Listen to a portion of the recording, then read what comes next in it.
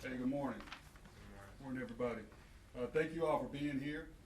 I want to talk about this past weekend, and here joining me is Assistant Chief Wayne Bewley, who is the Bureau Commander of our Investigative Services Bureau, and Assistant Chief Crystal Haskins, who's our Bureau Commander of our Operations.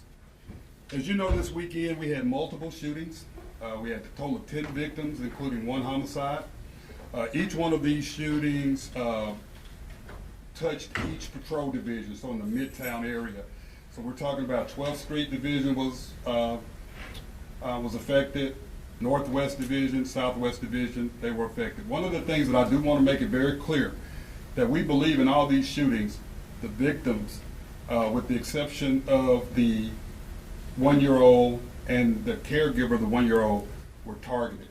We're very comfortable with that. I also want to make sure everybody understands that the incident that occurred at 6:30 in University did not occur on the property of a retail facility. I want to make that very clear. The survivors of the shooting ran to a location. That location happened actually on University at 6:30. It did not happen in the parking lot of a restaurant. So I want to make that very clear because that's out there, and that's unfair to the owner of the restaurant. But I just want to kind of give you a little bit, put some reality with this thing. These victims ranged from 1 year to 24 years. 1 year to 24 years. With the exception of the homicide victim, all the other victims are in stable condition. Some have gone home. It's very sad when you have someone who doesn't care about the safety of our community, and you have a 1-year-old and a person who's holding the 1-year-old that were at a food truck and they are shot. You have a 1-year-old baby that's shot. And if that in itself doesn't upset you, it should.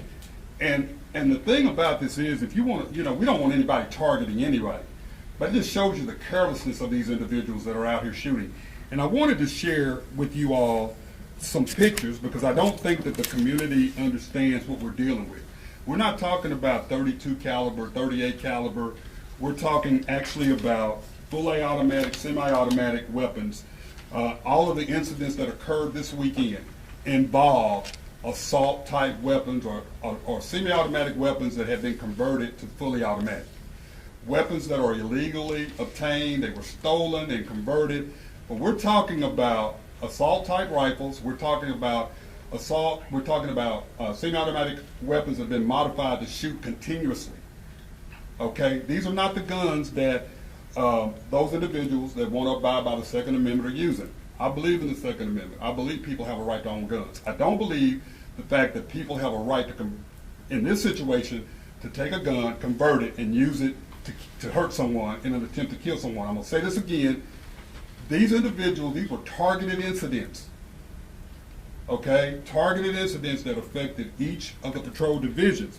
But I also want everybody to know that there's 1% of this population that has no care for other people's well-being. There's 1% of our population here in the city of Little Rock that does not care about anybody's safety. They have made a decision to target each other. So, the Little Rock Police Department, our federal partners, we're going to give 100% in addressing this 1% that's causing us 99% of the problems in this city. I want you all to hear it's coming from the Chief of Police of the City of Little Rock. We are going 100% out to get these individuals that are out here targeting and putting our citizens in danger. This is ridiculous. Over 60 rounds, more than 60 rounds were fired this weekend. You're targeting somebody, but you got an innocent 1-year-old that's been hit. And so I want to talk a little bit about, before I go into any further, I want to bring Chief Bewley up to talk about what steps we're taking as far as the investigative part of it, and then I'll come back and talk about some other things. Chief Bewley? Good morning. As the Chief mentioned, I'm Wayne Bewley. I'm the Bureau Chief over our investigative bureau here at the Little Rock Police Department. So my responsibility covers our Major Crimes Division, which homicide, robbery, our violent crimes, all of the shooting incidents that occur is investigated out of that division, out of the Major Crimes Division. I also have the Special Investigations Division, which covers our narcotics, vice, intel, and through that leg, we also have task force officers that are assigned to all of our federal partners. I think it goes without saying that there's nothing going on in the city of Little Rock right now that's any more important than the violent gun crime that we're seeing occur. Our Bureau is working very closely together. The Major Crimes Division is coordinating with our Special Investigations Division. We're sharing information and intel to our operations side with Chief Haskins. We are very concerned about the safety of the citizens that are out there, those being targeted, and as we saw this weekend, any that may be innocent bystanders when these bullets begin to fly. But we are also very concerned about our officers that are out there working, trying to make an impact, stopping cars that may have these suspects in with these automatic weapons that the chief has sent pictures out. Our detectives are still collaborating as we speak right now. They're out canvassing, talking, knocking on doors. They're trying to retrieve all of the video evidence that we can find along the way. Clearly very early on, busy weekend, it's going to take us a little bit to get through this information, but I can tell you without any question that there's nothing any more priority to us than what we're seeing this weekend and some of the uptick in violence that we have seen. We are going to leverage our federal partners that we work with closely, FBI, ATF, DEA, we work with them closely. We're going to target these weapons that are in the hands of some of these youth that we see out here committing these gun violence, and we are going to absolutely 100% go after federal prosecution, federal charges, and that comes with federal time. This is something that's already been in the works. It isn't starting because of this weekend. It will continue, and with that, other than saying we have some basic leads that we're working on, there's nothing that at this point that I can divulge. I just wanted to paint the picture that the communication among the investigative side of our department, along with our federal partners, and sharing that information with Chief Haskins and her group is working well. We're communicating well, and we are going to go after these individuals aggressively. We're going to share information to protect the citizens as much as we can, as well as our patrol officers that are out there trying to make an impact as well. So that's just, I wanted to share that from the Investigative Bureau Chief. All hands on deck, and we're 100% going after these very aggressively. Thank you, Chief. And as I said earlier, 1%, less than 1% of this population are targeting each other, but at the same time, it puts other people in danger. I just want to, I've asked Mr. Edwards, he's got pictures of these weapons. And the reason I felt that was important today, because I truly believe that we have some people out here that have seen some of these kids, whether they're their own children, relatives, neighbors, whatever, in possession of these weapons. These kids are displaying these weapons, or these individuals are displaying these weapons on social media. They're displaying them in front yards. They're talking about them. They're talking about them at school. I'm going to ask these parents, these guardians, these neighbors, these schoolmates, start checking your kids' cell phones. Start checking your kids' social media. Start looking in your kids' rooms. If you hear your kids listening to certain music, dig down a little bit deeper and see what's actually going on. Because I know this may not sound real, but a lot of this targeting is based on music, social media dialogue, where people live, if you live in a certain area and I have a problem with you, then I'm going to target you. If I have a friend that you targeted, I'm going to target you. This is what we're talking about. We're not talking about, we're talking about people that sit down and they focus on specific people. But what I need parents to do is start paying attention. We have amazing parents in this city. We have an amazing school system. But I will tell you, every now and then something slips by us as parents. Start asking your kids, start having those conversations with your kids. To our faith-based organizations, as a Little Rock Police Department chief, we will come out and talk. We will come out and talk to you about what to look for. We need this help, because I'm telling you, somebody's seen something, somebody's heard something. Small pockets is what's causing these problems. Small pockets. So the thing about this is, don't take away from this press conference that we're blaming anybody. We want a solution. We want reduction in violent crime. We want reduction in gun crimes. The good thing, one of the positive things that we're seeing today is that the $1.5 million violent crime reduction grants and funding is in the bidding process. So we know that we're moving forward in providing some resources or getting some resources that can help us with some long-term issues, because I'm saying this again, when you target somebody, that's a breakdown or lack of conflict resolution. I don't know many times I got to say this. We don't know how to argue, and now kids now are going back and forth the way they argue and they settle their problems are with weapons. And so we've got to make sure that, I want to assure the citizens of this city that your safety is the most important part of it. That's what folks like Chief Bewley said. Chief Haskins has said this before. Mr. Edwards has said this before. Your safety as a citizen of Little Rock is our priority. That is our priority. But I just want to make sure, see something, say something. These are targeted incidents. Let me make sure everybody understands. Targeted incidents that we believe that the citizens of this city can help us reduce and eliminate, because somebody knows something. So if you hear somebody saying something about, I'm gonna retaliate, we need to know that. If you see a weapon, even if you don't think it's real or not, let us know. Let us make that decision if it's real or not. But like Chief Bewley said, we're going 100% federal prosecution. 100% federal prosecution on these individuals. So at this time, if we'll take a few questions.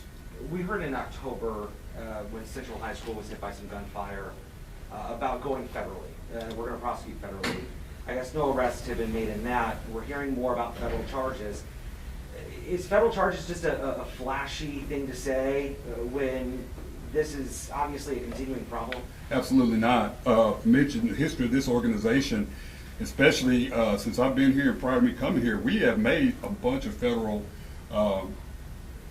prosecutions, many federal prosecution indictments. We have individuals that are currently serving federal time. We have those cases that we've submitted. So this is not just this is nothing we planned since October. You got to understand too, I can tell you all day want to do this, but we need additional information from the citizens out here. So when we find these individuals, we are going 100% federal. So that's not just be saying it. We've talked the talk and we're walking the walk.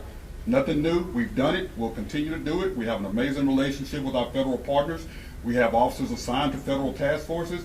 So we've got the resources to continue to do this. So not a flash in the pan. This is what we did. I'm saying this from my heart. We're going to continue to do this. Why do you believe that there was like a connection, or perhaps that what happened over the weekend was targeted? Based on the information that we have, the intel that we have. And like I said earlier, we have officers that are constantly out here investigating, that are currently out here investigating. And so everything that we have heard, we believe these are targeted incidents. You mentioned that 1%. Do we know if that's a gang, a clique, or any information on that you provide? Yes, to both. Yes, we do have individuals that identify themselves as gangs, more cliques. They're not wearing red, they're not wearing blue, but their association and the things that they say. The citizens want me to be honest. Yeah, I mean, these people are calling themselves gangs. They're calling themselves cliques. So yeah, this targeted, this small population, yes. Chief Humphrey, you seem very passionate about not just the victims, but the people who are shooting the people who are targeted. Talk to me just about, are you guys recognizing or seeing a certain age group who keep constantly, I guess, a part of these circumstances or situations? Are you talking about as far as the suspects? The suspects, absolutely. Yes. And I've said this before, we're talking these 15 to 23. Now that doesn't mean you have people who are older, but we're seeing it constantly as 15 to 23 age that's doing this. And that's what makes me believe, Desmond, is that how do you say a parent doesn't know? How do you say that a guardian doesn't know? How do you say, because kids talk.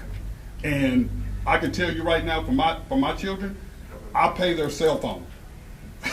So I have access to if I'm paying for it, I have access to it. So you can't tell me that of this 1% that these parents aren't aware or they haven't heard. And so it's time for, hopefully these parents, they know if their kids are involved or not. I'm gonna say this again, 99% of our community is amazing. And it doesn't mean that these are bad parents. I'll never say that. But we have kids that are attracted to weapons. And you can't tell me that there aren't those parents, neighbors, guardians, or someone that those hadn't seen on Facebook. And so there's just this, in fact, there's this fascination with guns and certain type of rap music, certain neighborhoods, certain cliques. There's this fascination, and we gotta stop this, and we need the community's help to do so. Because one thing we're not going to do, we're not going to blame these men and women of the Little Rock Police Department, because I will tell you that even as dangerous as this stuff is, they're out there doing their job. And another thing I didn't talk about, I don't think the citizens realize the danger of what we call three-dimensional guns, where people can actually get the diagrams and figure out how to design guns. The situation that happened in Houston, where those 3 officers were shot, those were 3D designed weapons. And so you have people that are buying this information and making these weapons and altering these weapons and making them fully automatic to accomplish a situation of destroying someone or seriously hurting someone to the point of killing someone. And the thing that bothers me is that a 1-year-old and a caregiver were struck. All they were doing was buying food.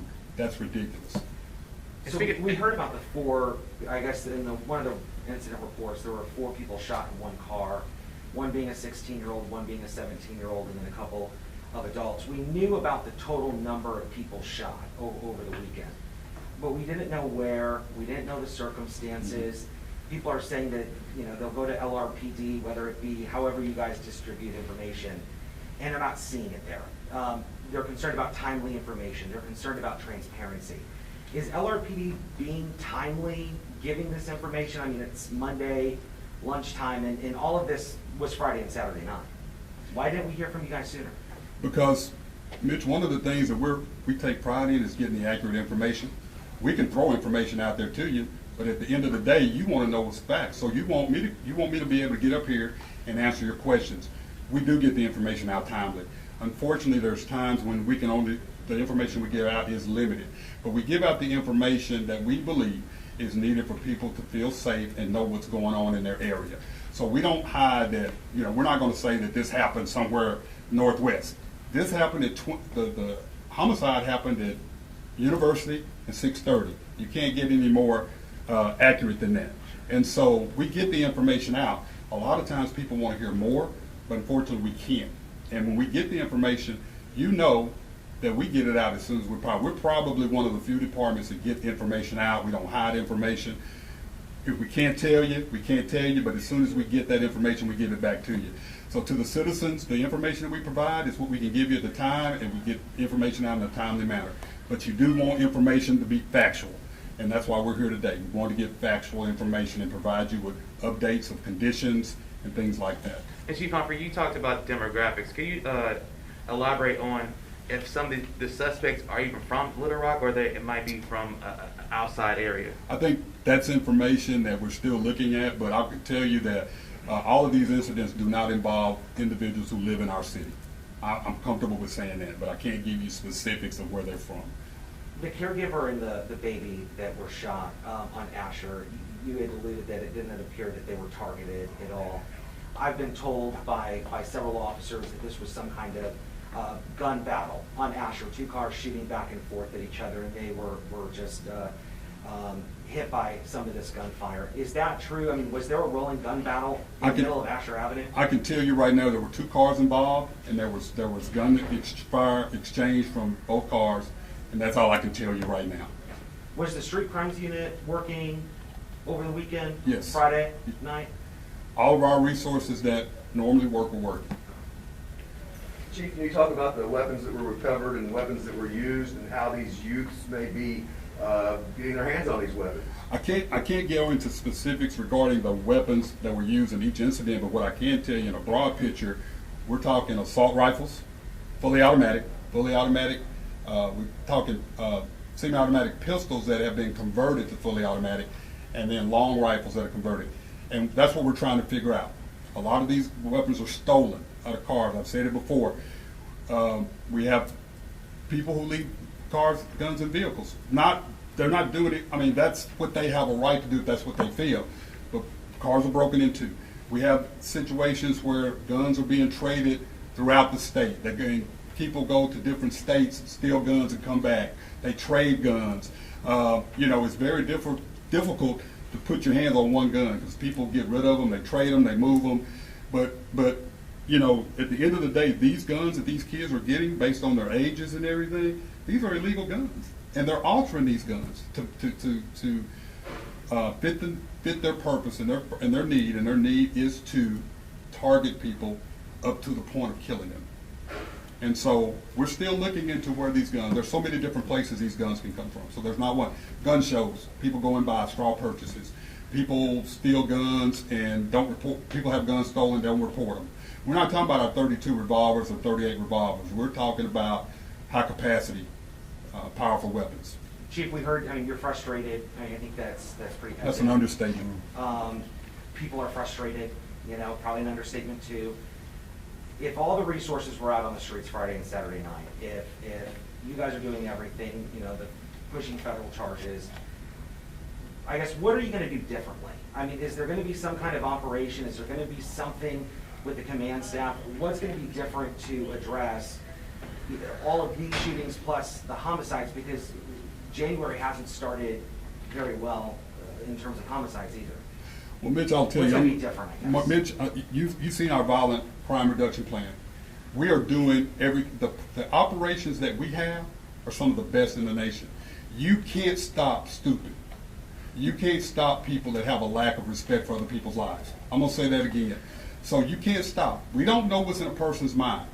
We don't know what's going to happen behind a door. We don't know what happens off scene and then people get together. We don't know that. And so everything that we're doing, we have two of the best command staff, upper command, executive command staff leaders, I believe, in the state, what they're doing with their operations. So to say that, Mitch, what you're asking is, could we have prevented that? Absolutely not. Absolutely not. And for anybody that think we could have prevented any of that, that's just not possible. I think you could have 1,000 more officers on the street. But the resources that we have and the way we deploy them and the intel and the way we meet and the way we talk and the programs that we have, we're addressing this and we're going to continue to address it. But it is nothing that we're not doing. It's not because we're not working. It's not because we're not deploying the resources. It's there. You just have people that don't have respect for other people, and you can't control stupid. You can't control a lack of disrespect for life, and you can't project when someone just feels that that's the only way they can converse with somebody or interact with somebody, they pull a trigger. You can't control that. But what we can do is send a message out there, and I want everybody to look at me. We send a message out there. The Little Rock Police Department is zero tolerance on this, and we're going to do everything we can do to reduce this and prevent this from occurring. Has there been any consideration of requesting state police to help patrol the city? We already have all the resources we need in place. Thanks, guys. Appreciate it. Hey, I will get you guys a picture, these pictures, if you need me to send it to you. Send me an email, and I'll